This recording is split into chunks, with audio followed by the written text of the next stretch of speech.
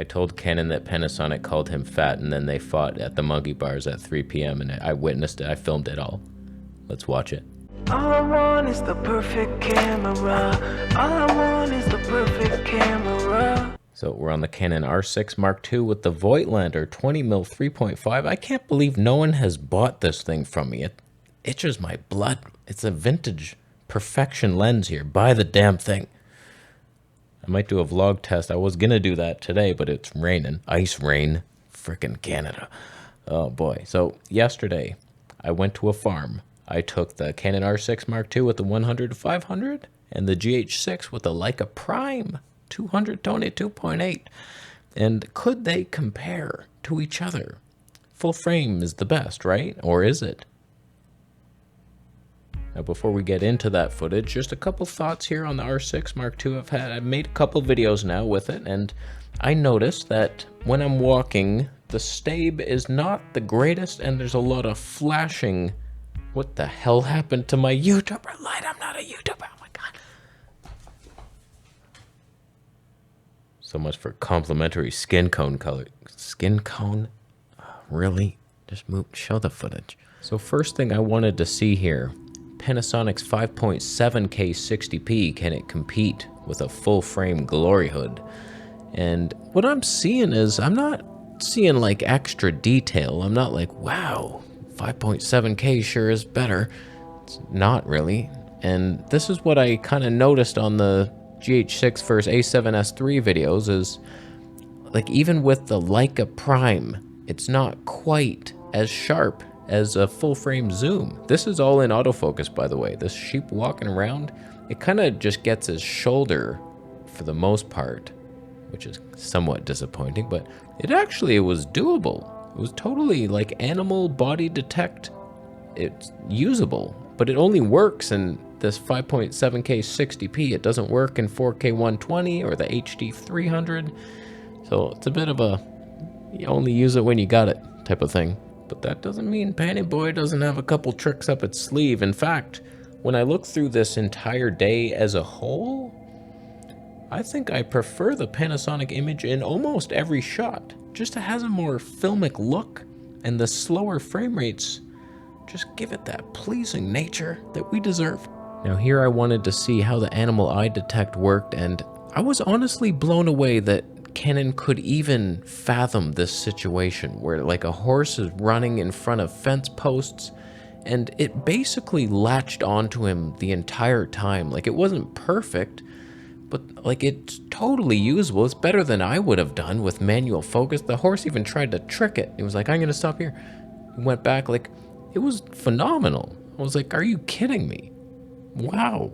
Canon, not bad. Not bad. Like, there's moments where you're out, but for the most part, I'm very impressed. I was trying to zoom in on him. It's like, okay. Like, yeah, it'll lose when he jumps in front of things like that, but for the most part, it latched when it needed to. The shocking thing was, so did Panasonic. Somehow Panasonic was tracking these horses, and it was just like, yeah, no problem. I'm just going to ignore all the obstacles. I'm perfect. I am contrast detect. Don't worry about us. We got this. We got your shot. You're safe. Canon, same thing. I zoomed in a little more to have a fair shot, and they both performed really well. I could have probably changed my settings to more locked on with the Canon, and then it wouldn't jump to the fence post, but I was actually impressed by both, except Panasonic looks a little purple, a little magenta, I think. That could be my color grading failing us as usual, and that likely is the scenario, but when horses run, they run towards you, all that's out of focus. How dare you, Penny Boy? You ruined my life. But this part, no, it's all out. Okay, it wasn't perfect, all right? It does eventually get them again, and they are brothers or mates. I don't know what they're doing in life, but I wish them well. So from that footage, 5.7K 60p versus 4K 60, I'm not seeing a sharpness difference, but the Panasonic looked nice. I think the stabe was actually better on the Canon, just because I think 5.7K Panasonic stabe is not good. It's like the whole sensor, it can barely move, but when it's 4K 120 or HD 300, it's like, you can't beat that thing. So it's fantastic, except in 5.7K, which is the only autofocusing mode you can even use. So a lot of just little straight jackets on you. It's like, oh, I can't do this? Come on, let me have lunch with a fork for once. But how about the slower frame rates? That's what I want to know, and that's what I deserve. So Canon can now do 180 frames per second, and I must say it looks good. It's not like super sharp, but it kind of looks filmic and pleasing. I like the way that looks. I'm not seeing a lot of like moire in the footage, but Panasonic can do 300 frames per second in manual focus, of course.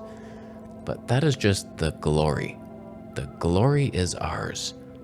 Horses, black or brown, they come towards your heart and they take you for a ride to a galaxy far off, even though the Earth is flat and we have a dome that inhibits us going to any other galaxy because they don't exist.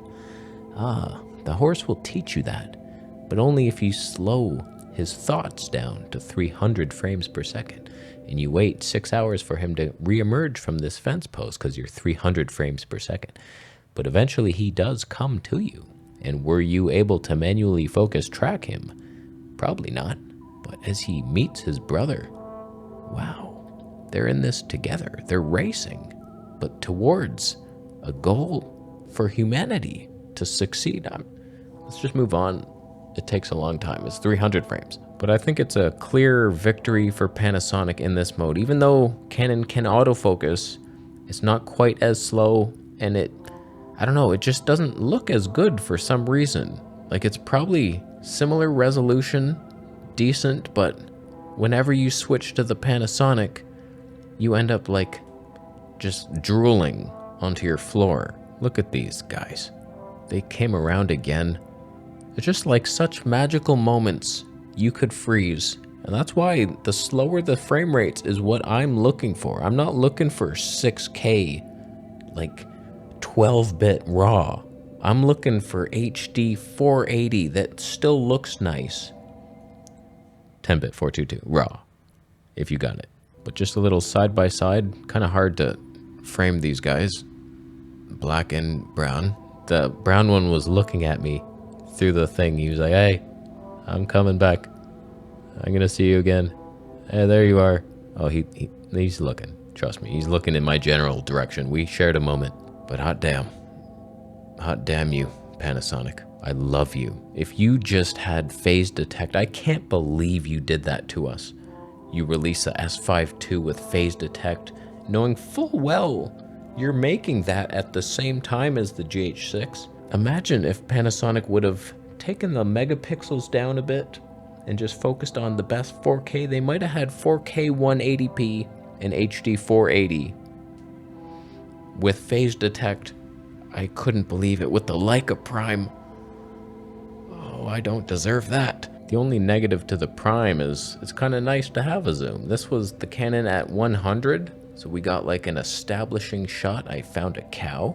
He was looking at me. I was like, hey buddy, how you doing? What, do you mind if I zoom in on you? I will. And so I did. And then I got a close-up establishing eye shot. Eyelashes in focus. It was eye detecting him. I was like, wow. Hopefully he doesn't turn his head. Oh no. Oh no. But Canon still maintained dignity. Kept the ear in shot. I don't mind that. And Panasonic looked pretty darn good too.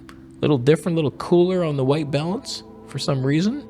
I might not have actually changed it.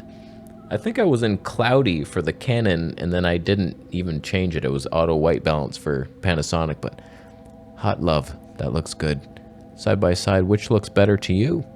A little whiter on the whites of the cow head. I don't mind that. Cow's chewing.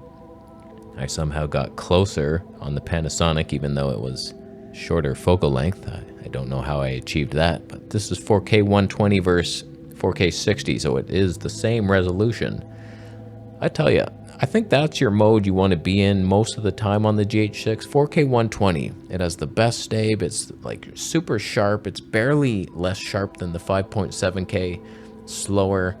So that and the HD 300 is what I switch between. Yes, I was manually focusing on the whiskers, and I failed pretty hard in it, and that is unfortunate. So what we're seeing so far is it's kind of like you're nitpicking. They both look fantastic. They're both somewhat similarly priced, maybe. On B&H, boom, that's what they cost with the lenses. Full frame versus micro four loser. I don't know, it's not so bad, but you know the real hero of today's journey? It was the little Canon EOS R that could, with the 24mm 1.4 in a glimmer glass fashion. I just wanted to see what the Canon EOS R would look like because I just filmed that R6 versus R comparison. I had it and I was like, oh, I'm gonna film these. These guys are pretty close. The glimmer glass was upon us. I'm in 4K 24p and digital stabe on since there's no IBIS or lens stabe, and it's somewhat respectable. I like the shots that I was getting. Goose ducking down, it's like hello to you. 24mm 3D pop, anyone? I see it. I see some of it. That was a great lens purchase. Hardly any chromatic aberrations. I don't even see them. I don't even see the green and purple outlines of the wires and the goose. I choose to ignore that. That's what 3D pop is. I was manually focusing, by the way, because no way Canon would do that through the fence. The magic was ours. That's all I know for sure. And then this goose, he waved. I like to believe that he waved. And then I put the 100 to 500 on with that 4K crop, because it's like a 74% crop. It was tracking him pretty good. And I was like, hey, this is fun times. The stabe was somewhat respectable. It's just you didn't have the slow-mo unless, of course, you were to switch into 720p, 120 frames per second. And I did. After this bunch of chickens came towards me and said hello to their goat friend. He kicked grass. Oh, how cute was that? But not bad. I don't like filming in 24p, but it worked somewhat.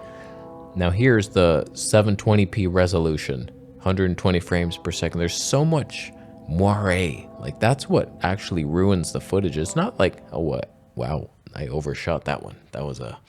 That's a manual focus override on that. Oh wow. But we got some stuff. Yes, there's a fence ruining my life right there. Chicks off in the distance. I don't know. I was pretty happy. I could totally use this for wildlife, and I might buy that lens just so I can do it on the EOS R. It was magic. Does anyone care about this? Were you planning on using a Canon EOS R for wildlife? I think you were. And now you know you can. So you're happy. And just to show you a little comparison, I stood in the same spot, R6 II in 4K 60p, just got a little bit of footage, and then I switched onto the EOS R, which crops in a little bit more. I think this was in APS-C mode, actually. I wanted to crop in as well and just see the difference in quality, and I don't know, I prefer the EOS R. I prefer it. The stabe was somewhat decent.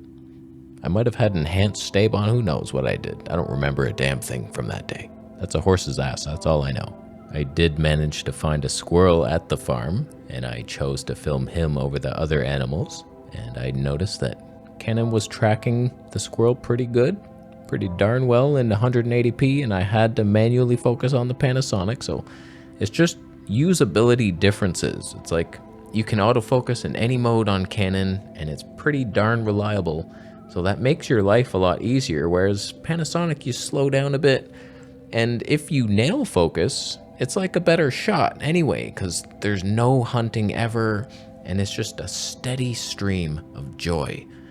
But I don't know. The Canon looks okay. I think the Panasonic had the better shot. Like, it maybe looks a little overexposed. That's user error. And then Panny Boy, just with the magic. The magical 300 frames. I don't know if it's the quality or the slowness that gets me. But Panny Boy, you win my heart. But it's micro four thirds, you can't blur the background. Oh no. Yes, you can. Just fill the goose in your head, and you will do it. Okay, we're almost finished. We got a couple more tracking comparisons, and then we talk about, is the R6 the better buy.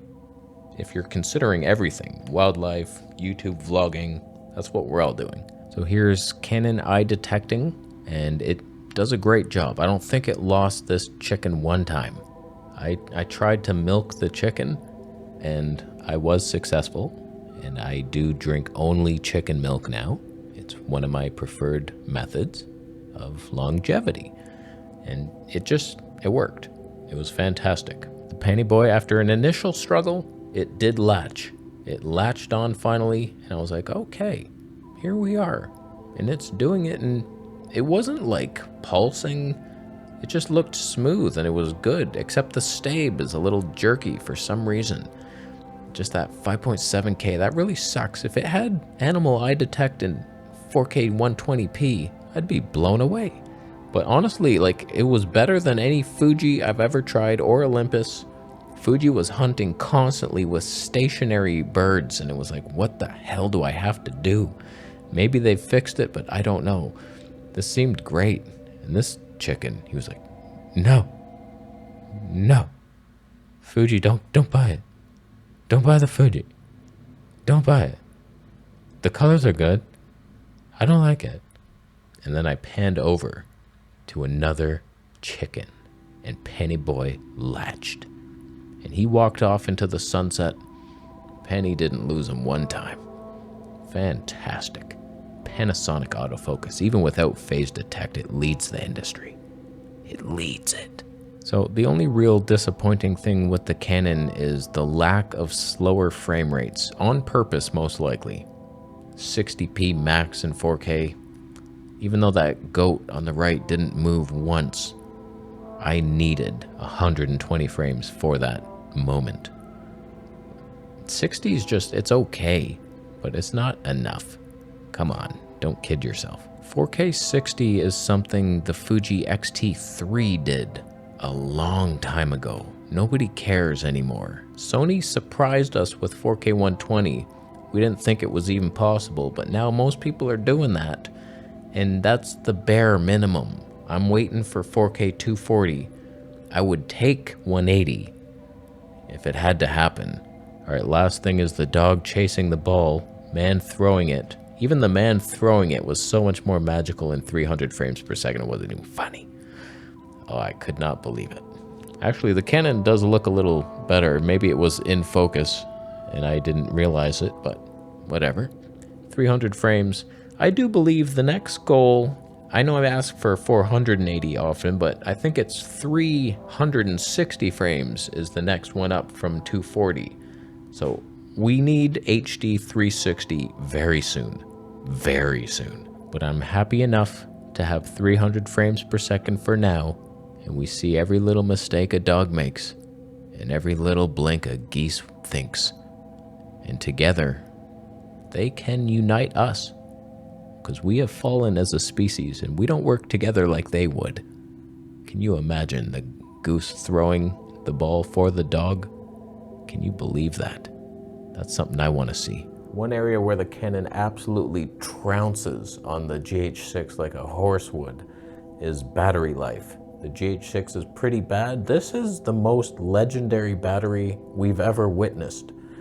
Just if you buy this camera through my affiliate links, sell the charger, because you'll not need it until you sell it 2 years later. It lasts so long. I made this GH6 video and there was not even one bar missing. I've made like 4 videos. I think we now have 1 bar missing. This thing will last 71 hours, full straight. Gerald Undone approved that message. My lighting now is bad. Abort this shot. So for wildlife, I feel like the Canon system with that 100 to 500 is a little more versatile, a lot of reach. I mean, you could zoom with the Panasonic 100 to 400, but then you're not in the ballpark of the quality. You need that Leica Prime. So like with that Prime, okay, you're pushing into full frame and actually beating it, because Panasonic for some reason has the filmic codecs. It's almost black magic-like. I notice that. I notice it hard.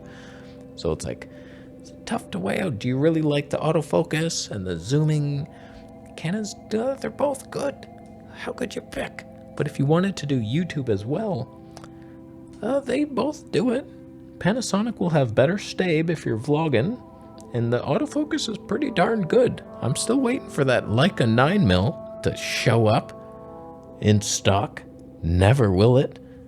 So I don't know. I've tried to sell the GH6 many times, and I think I will, just so I can have a phase detecting GH7 one day.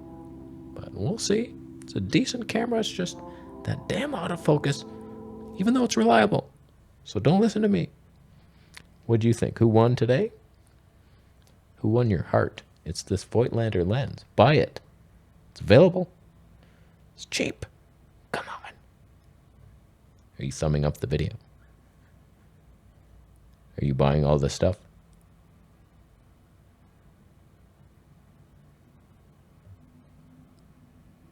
Subscribe, remember what I'm saying now?